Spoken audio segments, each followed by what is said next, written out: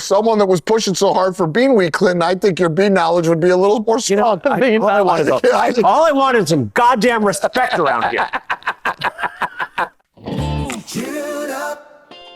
This is going to change your life. Pull up a chair. The kitchen is open. Oh, it's so good.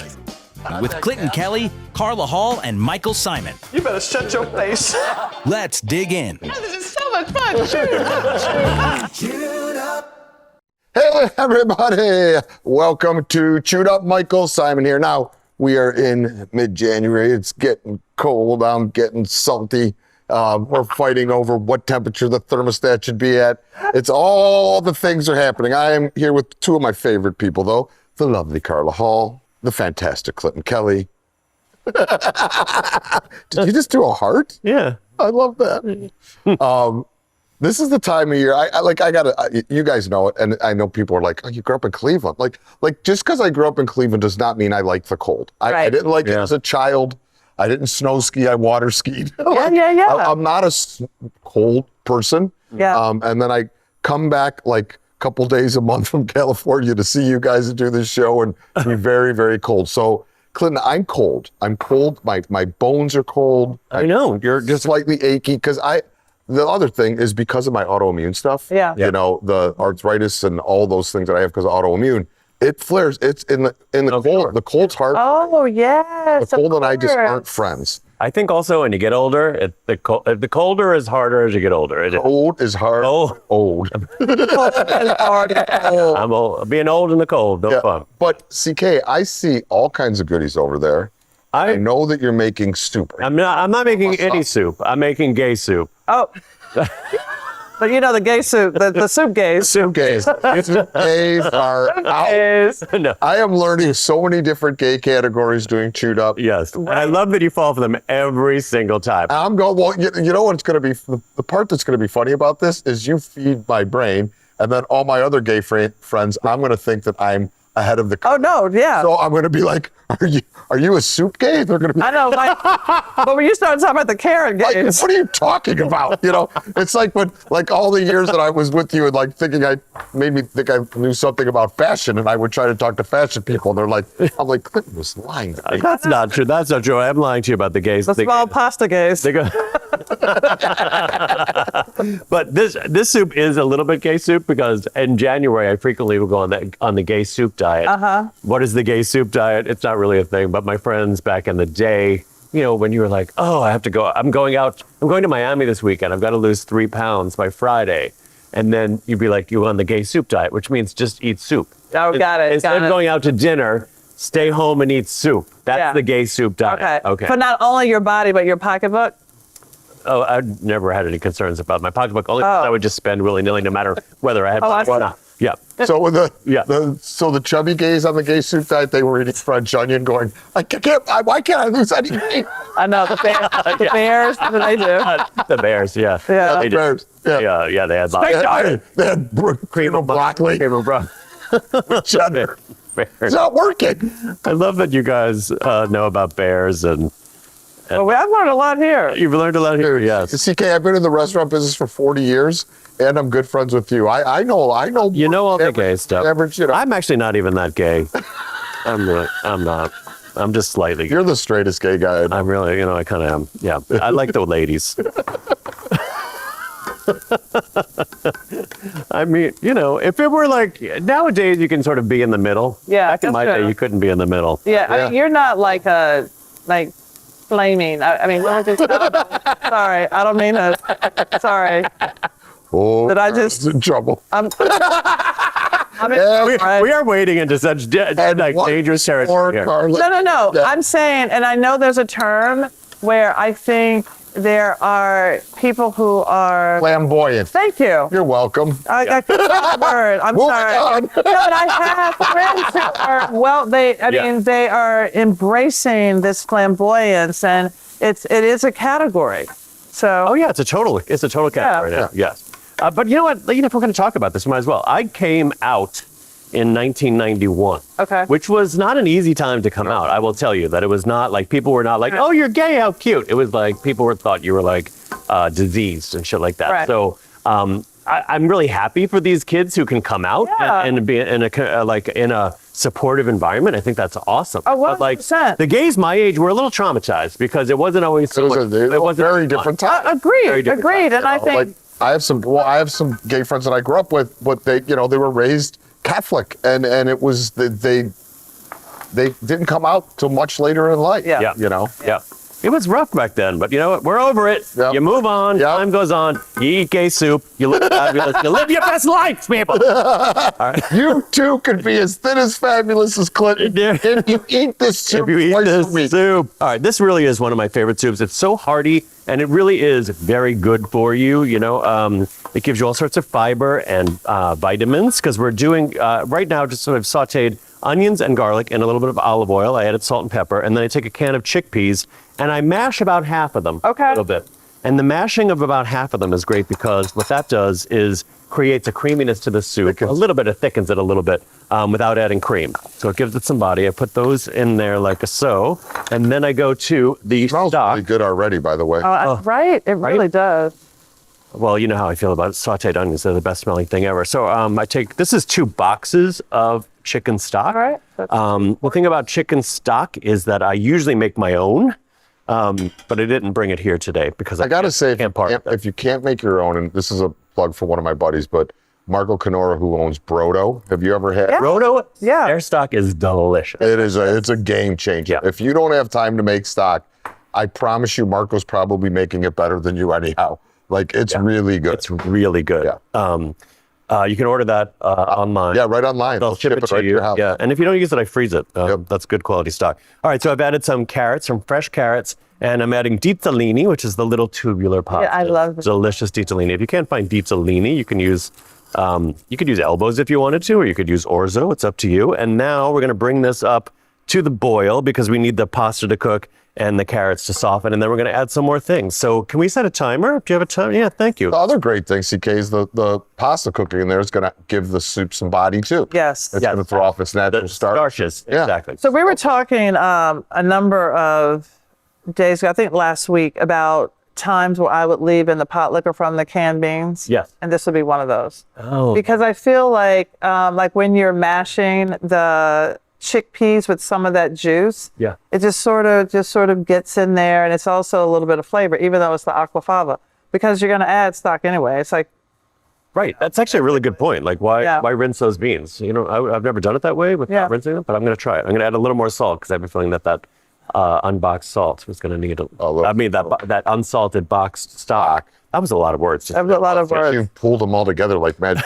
I have a question for you guys as Yeah. we're in January and cold on like how you were raised. Like it's always very interesting to me because now like, you know, we're obviously Gen X and then Kyle's a millennial. And I'm actually a baby boomer. oh, you're a baby? Are you on the boomer side? Yeah, I was pediatric, but I'm there on the baby boomer. I wasn't You were quite a like- baby. I was you're a on the toddler. edge. Yeah. Yeah. Okay. Toddler boomer. But then like Baby. Kyle's a millennial and then Yeah. I got the grandkids. So I'm getting to see like a lot of different generations Yeah. of kids. So when I grew up, when it was cold in Cleveland, I know it was cold in Long Island. Nashville, you probably didn't really have. It was cold because it's in the valley. It gets really cold in Nashville. So the thermostat in our house was like the one thing that there was one person allowed to touch the thermostat, and it was my father. Yep. No one else was allowed to even breathe on that thing. And times are changing with the thermostat, I feel. Yeah. How's that? Oh, yeah, like at Kyle's house, like people just go by and change it. Oh, really? Like I didn't even look at, like some of my friends' houses, they had it was like the one at school. They had the plastic box with the lock over it. The dad, Oh, yeah. dad had the lock box. Out of here. We didn't need the lock box in my house. It was the fear of God of that you would touch that thing and bad things would Oh happen. my God, the screaming that would happen in my house. The screaming. My dad used to get furious if somebody raised the heat a degree. It's like, he'd be like, put on a sweater. It's like, don't wear a sweater in the house, right? Can I tell you this? To this very day, when I think about my childhood home, I don't even know where the thermostat is. There you go. I kid They you not. didn't turn it on. I don't even know where. I don't know where it is because I never touched it. That's how far out of the realm of a possibility that thing. Nobody said, Carla, go turn it up. Carla, go turn it down. I don't know where it was. To this very day, I could not tell you. And I don't. I don't even know.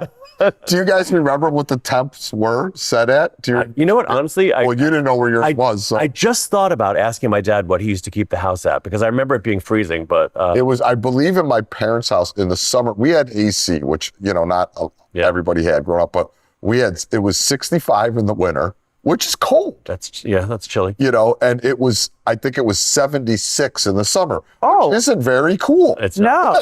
No. Like my dad basically kept it at temperatures that you wouldn't die at. Okay, 100. Well, what's your ideal temperature? Okay, so in our house it's 68. Oh, really? It's cool. And in the winter, 68. 68, We're yeah. at 68. I like Liz and I have a difference on this, so we go back. I could be 72 all year round, and I'm very comfortable 72 both in summer and winter. Ooh. Liz is more of a 70. Ooh. Really? I'm a 71. 71 is my sweet spot all year, but that's hot. I don't like to keep the heat up that high. No, right. Yeah. Here's the better question. What temperature do you guys like to sleep at? What do you set that thermostat at night in the winter? I mean, I don't mind taking it down to 67, 66. I like it cool. Okay, that's not even cool to me, but go ahead. Yeah, Wow. I can't go. I'm a freeze baby. I literally sleep. 50, 50, like a polar bear sleep. Yeah, we turn the house down to 50 degrees at night. Okay, well, I have a funny story. This morning, so as you guys know, like 8 months ago, 9 months ago, we sold the house that we lived in for a long time, and we bought this smaller little house on the bay, which is lovely.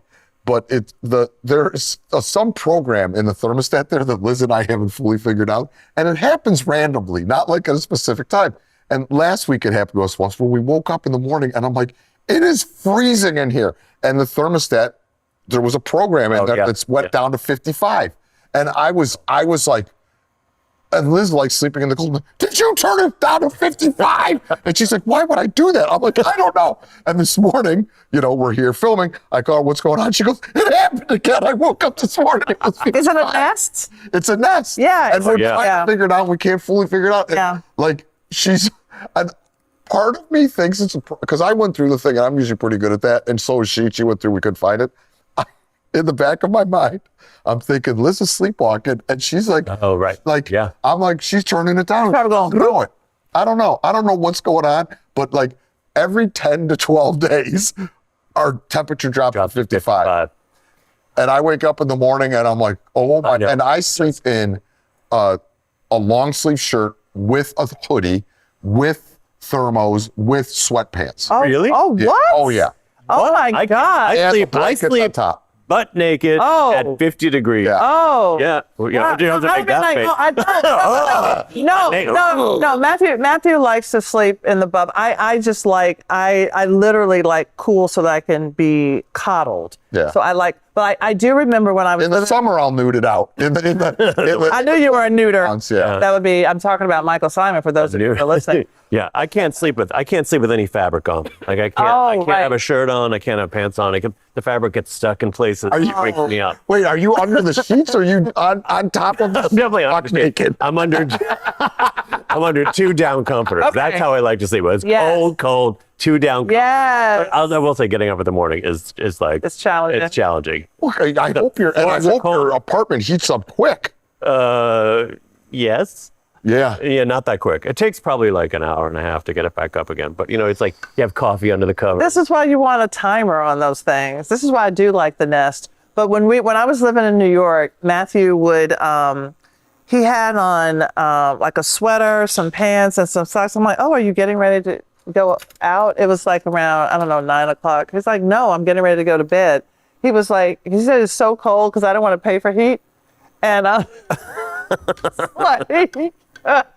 was like, dude, but yeah, I do like it cool. I feel like one of the things I think of living longer is to have you sleep better when it's cooler. Yeah, no, I don't think so. I mean, don't maybe you do. Maybe I'm going to die younger, but I'll die happier. I'm not going to wake up every morning. When Liz was going through the Big M, Yeah, Big M. it was like, I could not get enough covering me. Like, she's like, it's hot in here. I'm like, hot? Like, it's going to snow in our bedroom. Right. Like, 8 seconds. All right. If you are laughing, drooling, or yelling at us through your screen right now, Then you're one of us, and we love you for it. So don't just watch in silence. Hit that subscribe button on YouTube or follow wherever you're listening. Yeah, that way you don't miss when Clinton starts another bread and cheese crusade. okay. Or when Michael burns something on purpose. Oh, whatever. It's called Flavor Clinton. Subscribe, follow, tell a friend, whatever it takes. More chaos, more comfort food every week on Chewed Up. You may have noticed some of the boards and plates we're using. Those are all from Frontgate, including some from my very own collection. They've got everything from outdoor furniture to decor to entertaining essentials, all made with quality, comfort, and style in mind. And since most of it is designed in-house, you can't find their pieces anywhere else. Frontgate, thanks for making our spread look so good. For more information, go to frontgate.com. I forgot to mention the part of the reason that I'm doing this recipe, which has beans in it, the Yeah. chickpeas, right? Because I think it was back in December. Start again with I was like, let's have Bean Week. Let's have Bean Week. We could do bean recipes all week. Well, that went over like a fucking lead balloon around here because you guys did not. Well, no, Yeah. you know what you should have said? You should What? have said lead balloon because you're referring to beans. Should have said, well, that went over like a fart in church. Clint Kelly, Carla is the windiest person I know. And you're gonna a week's worth of eating beans with Miss Windy in between us? I'm just looking out for us. I mean, we're not getting. No, you're not. Clearly, you're not. While you're looking out for us, I do want to thank Fresh Direct for providing all of the food today because, Because we like to cook and eat. yes, I had a brain fart. I'm sorry. It was the beans. Thank you, Fresh Direct, Fresh Direct. because we like food delivered. It makes it easy. You know what, Clinton? I love beans too, but Yeah. I think You think Bean Week is a step too far? bean dishes are fantastic because I feel we all love beans.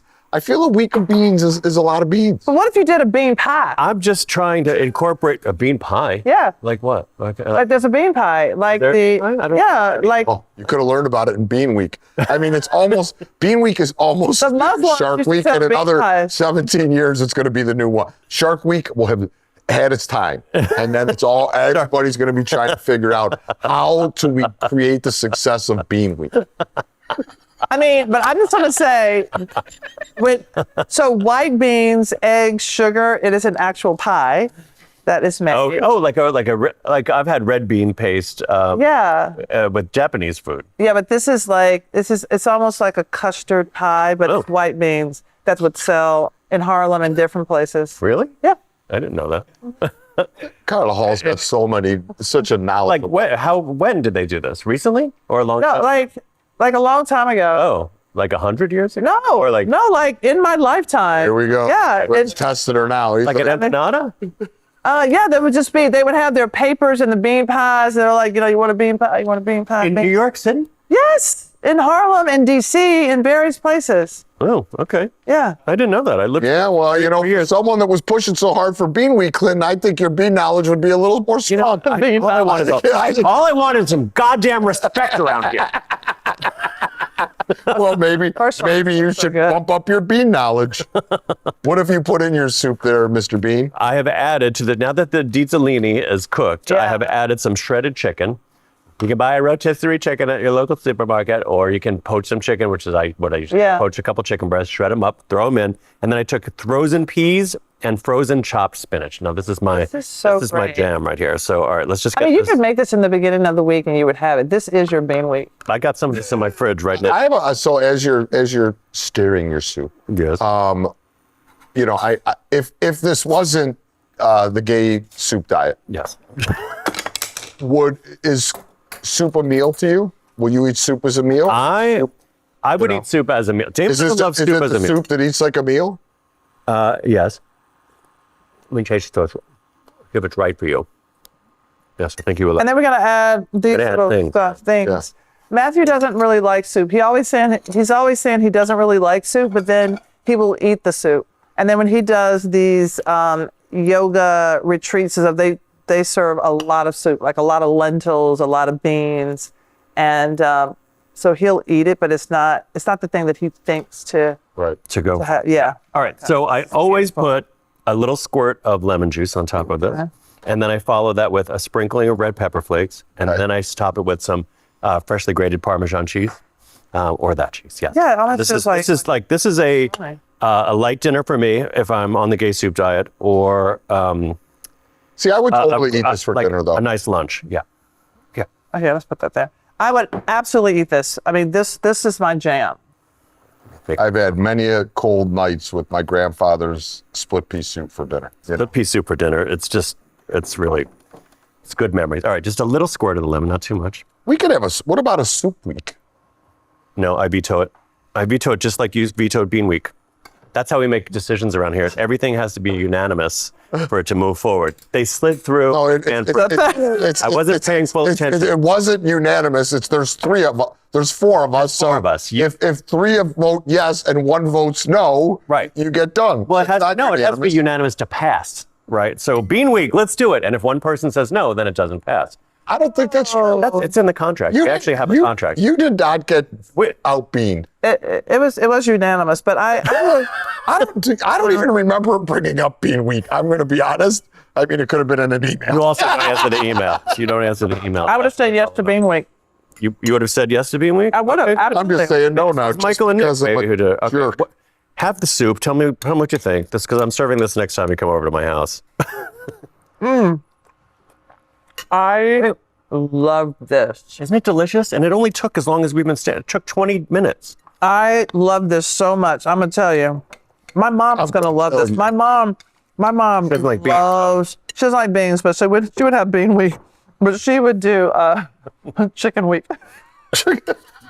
Chicken week? Soup. Would she do soup week? She would do soup week. Okay, my mom would do soup week. I mean, one thing I think we could all agree on is soup is one of the great comfort foods. 100%. So, what I love about this, the texture of the broth, and stirring the cheese into the broth with the chili flakes. I mean, the texture is so nice. Just so you know, if you didn't come from an Italian-American household, you might not think to put cheese on your soup, but that's a very Italian thing. Cheese on your, like grated cheese on your soup. And chili flakes. Yeah, it's a little magical. It really is. Oh, I also do this. Oh, yeah. I also do that. I love some fat in my soup. Oh, yes, please. Oh, my God. All right, so a little drizzle of olive oil, squirt of lemon, red pepper flakes if you want them, and some grated Parmesan cheese. You're going to be very happy with this, folks. And it's so customizable. So customizable. Yeah. You don't like peas? Don't put them in. You want to put corn in? Put corn in. But frozen vegetables really do help you here. Sort of like, lessen the load. Yeah, frozen vegetables are good, not cheap, but I feel that they're good. Like, there's those really good, like, IQF style vegetables that are great. They're picked at the peak of freshness and frozen. Canned vegetables I don't love. Frozen I work very well. Hot take. Your holiday bar cart needs less booze this year. And more THC, specifically Senorita. It's the THC margarita with bold flavor and a buzz that won't punish you the next morning. Made by world-class winemakers with real juice, organic agave, and a little pink salt. It brings the fun. And skips the hangover. Your January self is going to appreciate it. You must be 21 plus. Please enjoy responsibly.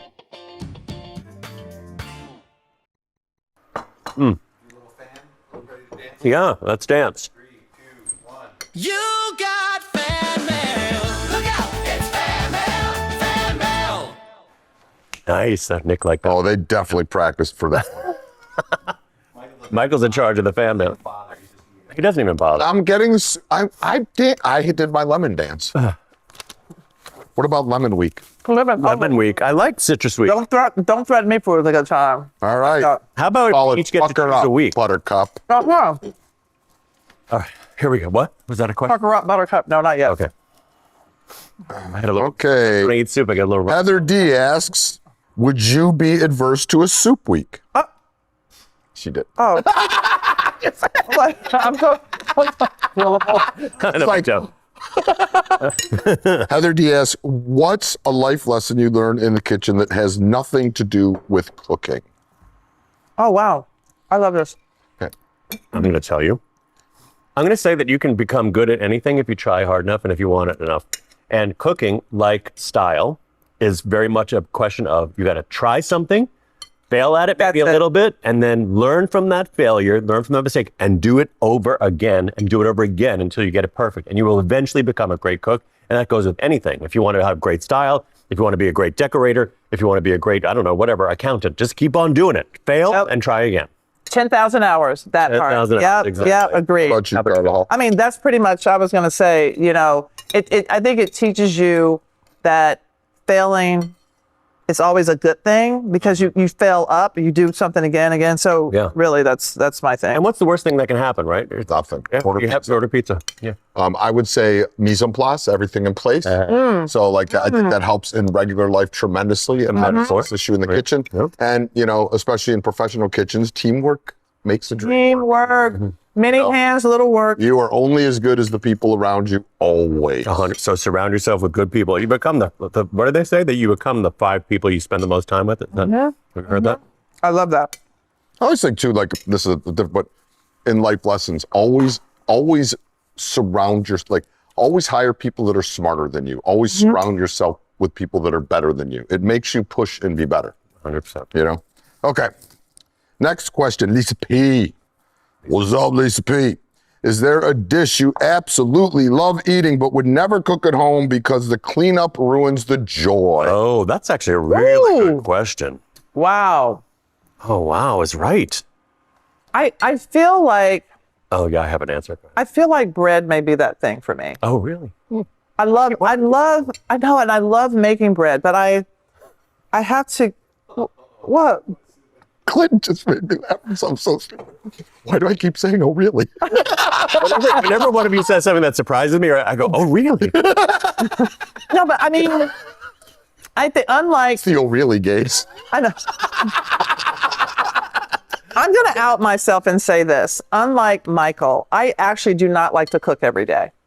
I do not. Okay, that's understandable. You're a human being. Yeah. And so when I am investing my time, I'm like, okay, I have to get the mixer out. I have to measure the flour. I have to, and it could be also right now that I just finished a baking book. So I'm literally a year and a half, I'm baked out for now. Oh, yeah, that makes total sense. Right. So right now it's bread. Are there bread recipes in your book? Yeah. Oh, you did recipe. Okay, yeah. Bread is a pain. Take it from somebody who's married to a sourdough gay. Yeah. Yes. Bread baking is a project, and it leaves your kitchen full of flour.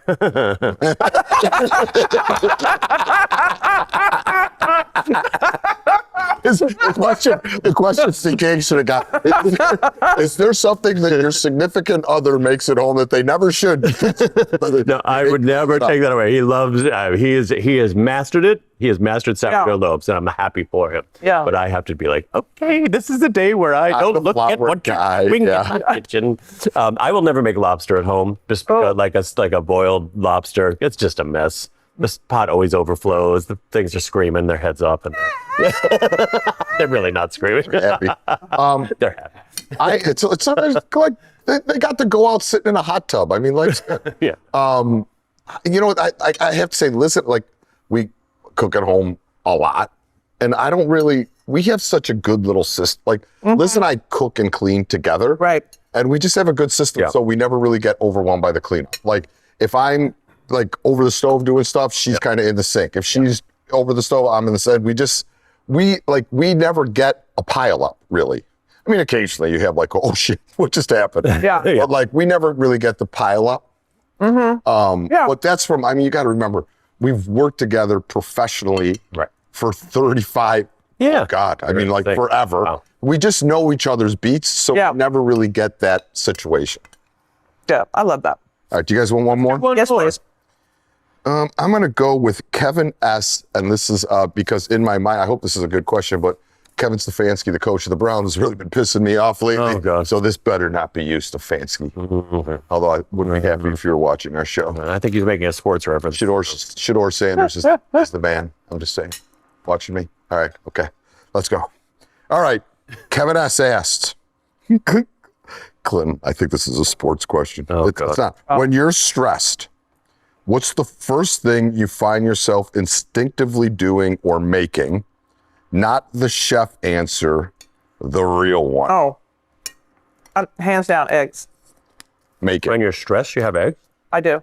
I mean, it's the one thing that I make that I I just want to sit down. All my friends, whether I'm stressed, whether I'm happy, whether I'm hungry, whether I'm tired, it's going to be eggs. I mean, it's going to be eggs, or I will have ice cream.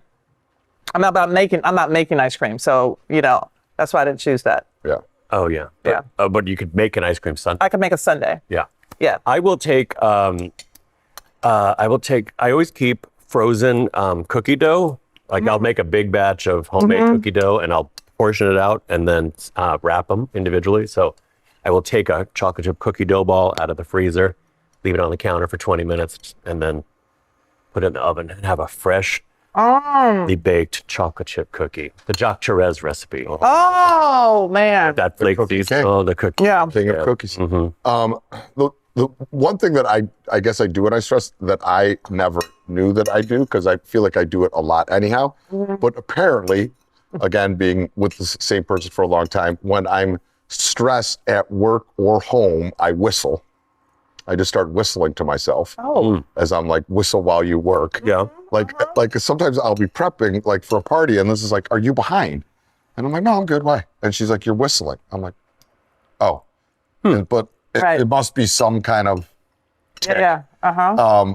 And I do, when I'm stressed, I my sweet tooth really comes alive. And like, if you put like a 10-pound bag of peanut M&Ms in front of me, I'll eat the 10-pound bag. Oh, yeah. I'll eat 100 cookies. I'll eat like, I just start, I don't know. I just start stress eating. Yeah. Understandable. That's when the sweet tooth just come out. Yeah. The sweet tooth rears its ugly head. Well, let's talk about whistling though. That's a habit that I don't need you to have around me. Ever. Oh. Yeah. Oh, I didn't know where you were going with that. You're like, I can't. Can you whistle though?